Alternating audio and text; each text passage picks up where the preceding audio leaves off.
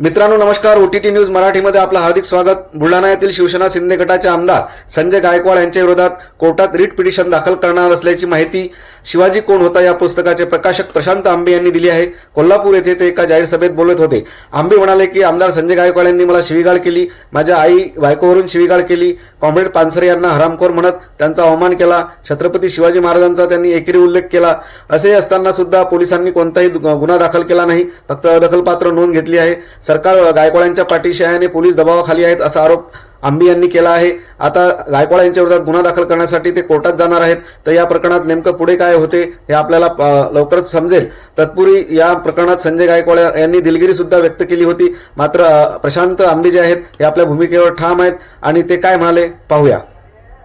आणि त्यांनी मला एक धमकी दिली होती की तू इथून पुढे शिवाजी कोण होता हे पुस्तक वाटताना दिस.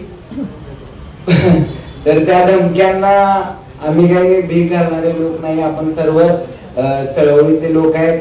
तर तो चुकीच्या माणसाच्या नादाला लागलाय. त्यांना कुणाच्याही नादाला लागावं, पण चळवळीत काम करणाऱ्या कार्यकर्त्याच्या नादाला लागू नये. आज 22 तारखेपासून आपला संघर्ष सुरू आहे आणि आपण सर्वजण पाहतोय की सर्व पोलीस, सर्व यंत्रणा कशी त्या सत्ताधाऱ्यांच्या इशाऱ्यावर नाचते. कारण की फक्त एवढं मोठं प्रकरण होतंय, छत्रपती शिवाजी महाराजांच्या नावावरून तो शिवी देतोय, स्वतः शिवाजी महाराजांचा एकेरी उल्लेख करतोय, पानसरे जे स्वातंत्र्य सैनिक होते त्यांना हरामखोर म्हणतोय, मला आईवरून बायकोवरून शिवीगाळ करतोय. पण तरी सुद्धा फक्त एनसी स्वरूपाची कलम त्यांच्यावर दाखल होत आहेत. हे अत्यंत दुर्दैव आहे. ही लढाई ही फक्त सुरुवात आहे. उद्या आम्ही हायकोर्टामध्ये पिटिशन दाखल करतोय. खूप आपल्याला लढायला लागणार आहे, कारण की सगळंच त्यांचं आहे. सत्ता त्यांची आहे, पोलीस त्यांची आहे, यंत्रणा त्यांची आहे, सगळं त्यांचं आहे.